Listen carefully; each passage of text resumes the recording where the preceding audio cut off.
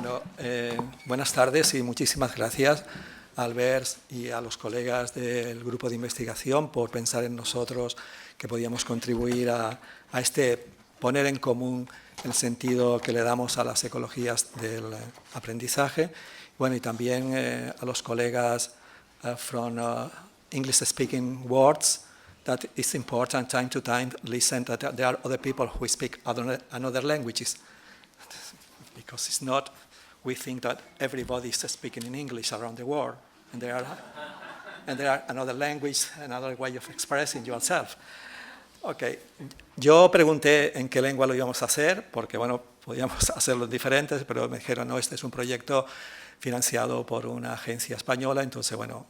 los invitados, lógicamente, que vienen de fuera lo harán en inglés, pero sí lo podemos hacer nosotros en castellano, y así lo he hecho. También me he permitido la licencia, y lo siento por los colegas que les encanta fotografiar pantalla. Yo particularmente hago lo mismo y nunca las miro después, o sea que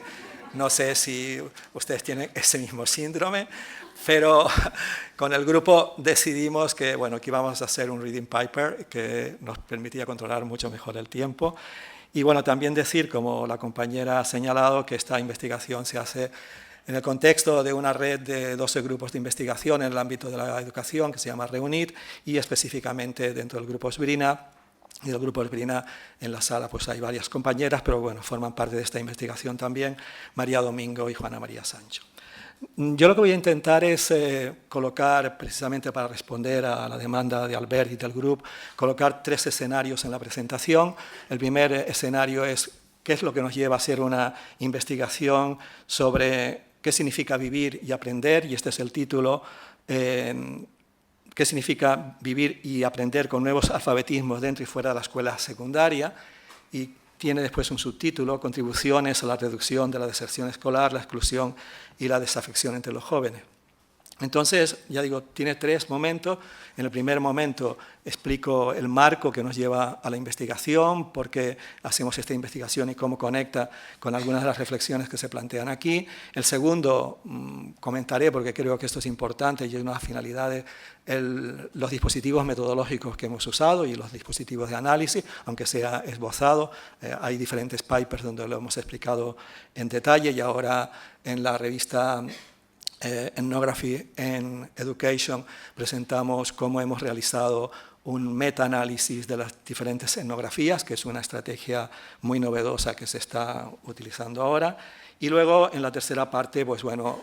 discutiré más en profundidad la noción de movilidades de aprendizaje, que creo que es una noción que precisamente contribuye a expandir el sentido de las ecologías. Entonces, comenzaré. Nuestro inicio para esta investigación partía de la necesidad de cambiar la conversación sobre la desafección escolar.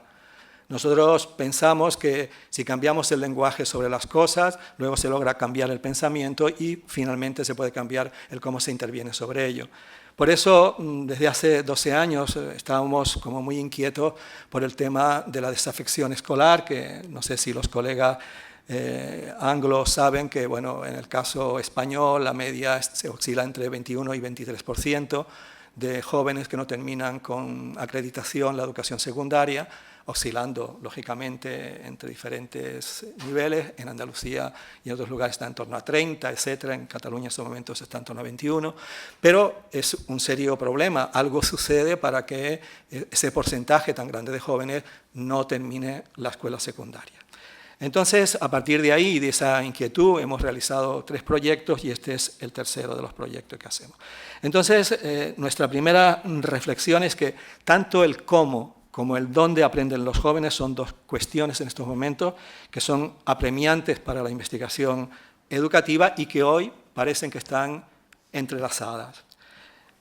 Los límites borrosos entre el dentro y el fuera de la escuela, entre lo virtual y los sitios físicos, entre la educación formal, no formal e informal, contribuyen al aumento del número de estudios sobre el aprendizaje, relacionándolo con, y esto es algo importante, con nuestra comprensión del espacio social en el que el aprendizaje tiene lugar. Y este desplazamiento del espacio escolar al espacio social creo que es un cambio, o creemos que es un cambio bastante importante a la hora de considerar qué significa aprender. Y esto conecta mucho con la noción de ecología. Bueno, hay toda una bibliografía, sobre todo desde el inicio de la década del milenio, que precisamente insiste en estas cuestiones. Sin embargo, y esta es una inquietud, mientras que la investigación educativa, que va más allá de la escuela, se ha diversificado y se aventuró a transitar fuera del aula, todavía se encuentran dificultades para encontrar maneras de afrontar el aprendizaje dentro de los centros sin caer en los marcos normativos de la evaluación, sobre todo utilizados e incrementados y multiplicados desde la perspectiva de la eficacia y el rendimiento escolar. Zephon Green tiene un trabajo muy interesante sobre esta cuestión.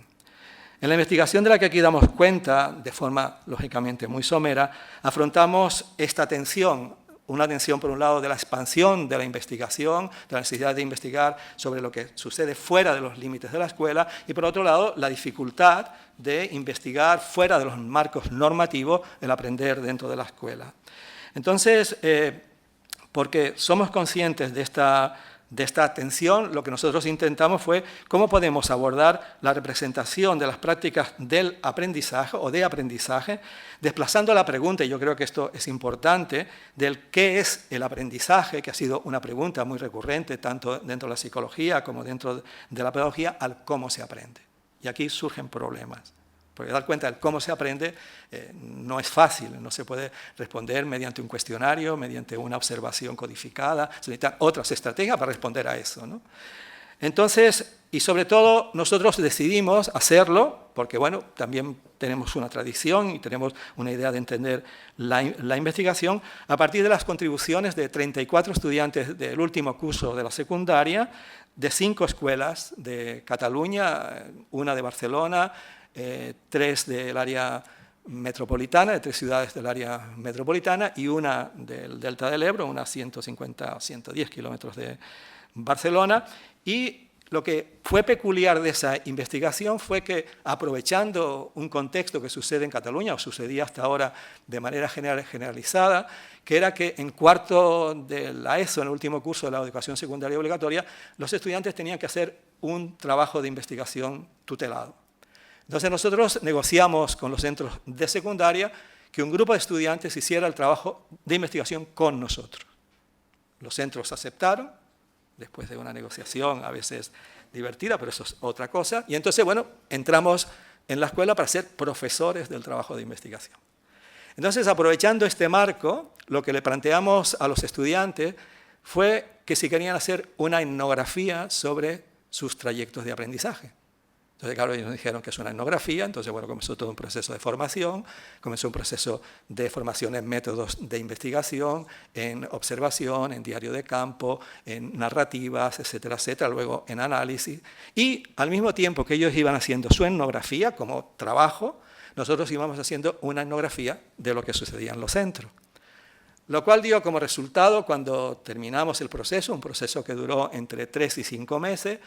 lo cual nos dio mucha calidad en las observaciones, en lo que recogimos, en los encuentros, nos dio 5 relatos etnográficos hechos por los investigadores y 5 relatos etnográficos hechos por los jóvenes. Con lo cual, eso generó una riqueza enorme de materiales que luego, pues bueno, a partir de lo cual hemos trabajado y hemos esbozado. Lo que nosotros pretendíamos inicialmente era ver cuál era el sentido que los jóvenes daban al aprendizaje en diferentes escenarios. Y al pensar esto, al fijarnos en esto, lo que pensábamos era que nos podría ayudar a repensar los límites de lo educativo. Y además nos permitiría esbozar lo que es el motivo de este encuentro, qué significa la noción de ecologías de aprendizaje, pero hacerlo a partir de una noción que luego explicaré porque para nosotros es importante, que es la noción de movilidades de aprendizaje. Que este es un concepto que nos ha permitido comprender y poner nombre a cómo se articulan las experiencias de aprender en esas transiciones entre el dentro y el fuera de los centros de secundaria. Una idea que también es importante es que este estudio reconoce que a pesar de las múltiples oportunidades de aprendizaje que son disponibles para los jóvenes hoy día, la tendencia a la estandarización en la educación, el profesor César Coll antes en otro ámbito dijo de los talibanes que están ahí, o sea, esa tendencia que hoy existe, sigue siendo la norma. O sea, a pesar de las posibilidades, sigue habiendo una norma que se impone sobre la realidad y que se conecta con lo que podríamos llamar nuestra hipótesis o nuestra pregunta de inquietación, que tiene que ver con una posible explicación del porqué de la desafección en los países industrializados occidentales. La cuestión de la desafección escolar, que como decía antes afecta al 23% de media en el Estado español, sitúa la noción de límites educativos y la necesidad de pensar en términos de ecologías de aprendizaje más allá de la escuela. Especialmente porque observamos, y esto lo hemos observado en 3 proyectos, que la circunstancia de los jóvenes que se vuelven marginados dentro del espacio de la educación formal no siempre la hacen en otros entornos de aprendizaje. Y esto es una cuestión que nos parece enormemente relevante. A nivel local, ya se sabe que la tendencia es considerar que la desafección escolar es un pecado de los estudiantes, a quienes se señala como carentes de motivación, se les caracteriza como falta de apoyo en la familia y falta de recursos económicos. Sin embargo, nuestra investigación lo que trata es de cuestionar esta representación, pues además, y es por ello porque estamos interesados en cambiar la conversación sobre la desafección para intentar ver cómo la investigación puede situar el aprender también reconociendo otros modos de aprender. Y fue por eso, y eso lo voy explicando a lo largo del texto y de la presentación, fue por eso que cuando le pedimos a los profesores de secundaria configurar el grupo con el que íbamos a trabajar, le pedimos que fueran de grupos de 6 personas, en los cuales hubiera 4 que cumplían las expectativas del centro y 2 que no las cumplían. Precisamente para ver qué sucedía con los 2 que no las cumplían dentro de este tipo de grupos. Bueno, y pasaron cosas muy interesantes. Nuestro principal objetivo en la investigación ha sido, por lo tanto, problematizar el discurso que defiende un paisaje en expansión para el aprendizaje, como se demuestra con conceptos que todos ustedes conocen, como el de aprendizaje permanente, el aprendizaje conectado, el aprendizaje móvil, el propio de ecologías del aprendizaje, y por otro lado, el retrato de la escuela, y sobre todo el retrato de la escuela secundaria,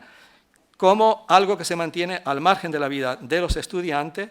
y de esos otros entornos en los cuales también aprenden. Para afrontar esta nueva tensión, llevamos a cabo este proyecto de investigación basado en la noción de etnografía participativa con jóvenes, como estrategia para introducir un diálogo sobre la desafección y lo que vamos a intentar presentar, lo que voy a intentar presentar son algunos aspectos de cómo los jóvenes plantearon el sentido del aprendizaje dentro de este proyecto, no solo desde la percepción, sino de las evidencias que iban llevando sobre lo que para ellos significaba aprender y, sobre todo, mirar las prácticas de aprendizaje que ellos identificaron como que estos son prácticas de aprendizaje. Para ello nos sirvió y nos iluminó enormemente, y no voy a entrar en ello tampoco, la teoría del aprendizaje situado, que creo sobre todo la de la perspectiva que comienzan Leff y Wenger, que nos ayudó mucho, y además pusimos el foco en los espacios sociales de aprendizaje que los jóvenes crean y que nos muestran sus tránsitos en los diferentes espacios dentro y fuera de la escuela secundaria. Partimos de considerar las perspectivas de los jóvenes desde la complejidad para intentar comprender la comprensión de cómo aprenden, pero también para comprender mejor sus prácticas de aprendizaje. Y a partir de ahí creo que hemos comprendido mejor cómo los jóvenes navegan desde el papel que la institución les da como estudiantes, que les confieren esta identidad, al papel que ellos desarrollan en otros entornos desde sus subjetividades como jóvenes, como amigos, como partes de grupos, etc. Una cuestión también que fue importante, que al invitar a los jóvenes a reflexionar sobre sus prácticas de aprendizaje y sobre sus contribuciones de aprendizaje, son 2 aspectos, nosotros comenzamos a ver que había un cuadro, que se perfilaba un cuadro que expandía los espacios formales y los espacios informales, precisamente para cuestionar la noción de espacio limitado y ver que realmente los espacios escolares y los espacios fuera de la escuela se superponen. Y esto es importante porque nosotros comenzamos la investigación considerando que había un gap, que había una ruptura, que había una separación entre el dentro y el fuera. En un segundo momento, a partir de un trabajo que hicimos con una joven que estaba haciendo primero de bachillerato para poder entender el lenguaje y para poder entender cómo le resonaba lo que nosotros estábamos planteando, comenzamos a ver que no había un gap, que había un tránsito, pero que era un tránsito no identificado, y en la tercera fase, después del proceso de investigación y durante el mismo, lo que vinimos a comprender que en realidad lo que hay son movilidades. Los jóvenes se mueven en una posición de movilidades. Nosotros también pensamos que incorporar a los jóvenes dentro de la investigación y dentro de la metodología de investigación no solo era una cuestión de cómo investigar, sino también era una postura ética. Y en este sentido, Smith, en 2006, sostiene que los jóvenes necesitan tener agencia, necesitan tener autoría en sus vidas antes de que puedan reparar la desafección. Y esta idea creo que es muy importante. Y que precisamente incorporarlos como investigadores es una forma de posibilitar que esta autoría se desarrolle. Y esto realmente sucedió tanto con los jóvenes que cumplían las expectativas como los que no cumplían, con lo cual permitió desarrollar también un modo de acercarse al aprendizaje dentro de los centros de secundaria que creo que ha sido relevante. Para desplazar la exclusión y la desafección de los jóvenes por la escuela secundaria hacia la consideración del aprendizaje de estos mismos jóvenes como una práctica de compromiso con el mundo, hemos analizado sus aportaciones en la etnografía utilizando la noción o la perspectiva de las movilidades. Me gustaría, porque no voy a hablar de ello después, entender que simplemente esta no ha sido una investigación que narra, que lo es, sino también es una investigación donde el análisis y la codificación interviene, y interviene precisamente sobre los textos producidos, sobre los relatos producidos, a partir de 5 temáticas, que son las temáticas que emergen dentro del propio proceso, y que, bueno, esto es precisamente lo que ha dado pie a este trabajo para Ethnography in Education. Han sido la noción de aprendizaje, esta ha sido fundamental, la noción de contexto, la noción de alfabetismo, la noción de regulación y la noción de engagement, la noción de pertenencia. Esas 5 nociones son claves para entender este ecosistema y estos tránsitos. Entonces, lo que voy a hacer ahora es simplemente enunciar la noción de movilidades y ver ámbitos en que estas movilidades se sitúan a modo de territorio para explorar, y con ello pues prácticamente acabo. Si la desafección escolar promueve un discurso en torno a una visión de los espacios cerrados y la exclusión, si se utiliza una perspectiva de movilidades de aprendizaje, se recupera la dimensión situacional y se pueden añadir nuevos matices a la visión que podemos tener sobre lo que ocurre en o fuera de las fronteras de la escuela. Al preguntarnos sobre qué caminos aparecen o qué espacios se crean a partir de las prácticas de aprendizaje de los jóvenes, tratamos de contrarrestar una representación de ellos como en riesgo o marginado. La noción de movilidades es un área de investigación dentro de la geografía cultural, no viene de la educación ni viene de la psicología, y ofrece una perspectiva interdisciplinaria que desplaza el objetivo de la investigación geográfica, dirigiéndolo no solo hacia las condiciones que producen la movilidad, sino también a las oportunidades o los efectos que generan las relaciones en diferentes tipos de movilidades. Yo creo que esto tiene una gran riqueza para la educación. Greswell en 2010 desarrolla esta noción desde la geografía. En el caso concreto de las movilidades de aprendizaje, que sería un subcampo dentro de las movilidades, lo que se estudia es, o lo que se intenta comprender son las condiciones del aprendizaje a través de diferentes contextos. Linder, Phillips y Hunter-Taylor describen movilidades de aprendizaje como un acercamiento a las nuevas geografías de la educación, y al hacerlo reviven el análisis crítico de Lefebvre, un sociólogo muy importante de los años 70, que tiene como objetivo capturar el nexo entre el dentro y el fuera, porque esto es una condición esencial del espacio social. Por lo tanto, vincular la noción de espacio social a la noción de aprendizaje resulta pertinente desde nuestra perspectiva. Entonces, ¿qué puede aportar una perspectiva de las movilidades acerca de las prácticas de aprendizaje de los jóvenes, acerca de las experiencias, acerca de los sentidos, acerca de las aportaciones de lo que para ellos es aprender? Para responder a esta pregunta hemos tomado las categorizaciones de aprendizaje en contexto que hace Kukulza-Hulm en un texto con otros, en un texto de 2009 y que a nosotros nos han sido útiles para pensar las movilidades de los jóvenes. Más allá de las cuestiones relacionadas con la ubicación física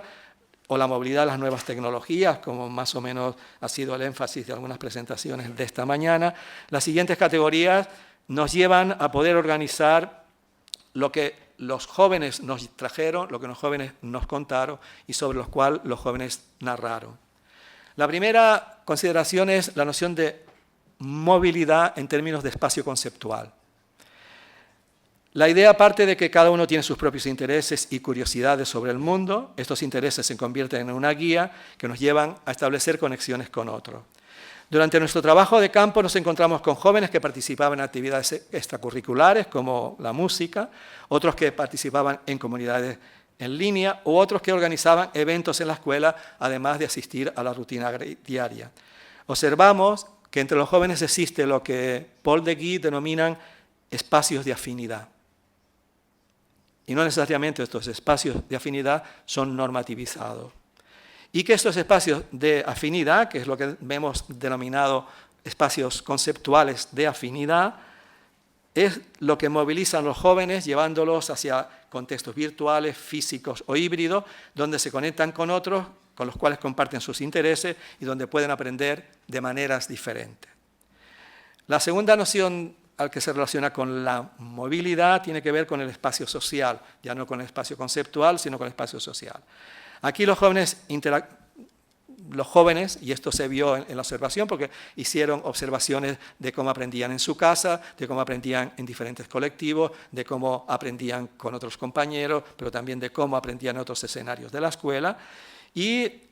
al observar todo esto y al tener evidencia sobre todo esto, a los jóvenes les permite compartir y recibir un conocimiento diferenciado. Y esto es interesante tenerlo presente. En nuestro proyecto, cuando se habla de sus metas para la vida después de la escuela, y esto sucede en un momento dado, que esperan cuando terminen la secundaria, algunos estudiantes se basaron en habilidades no académicas, algo muy extendido a partir de los MasterChef, fue la idea de que la habilidad era dedicarse a ser cocinero, cosa que tiene muy poco que ver con los aprendizajes escolares, para informarnos después sobre sus intereses futuros.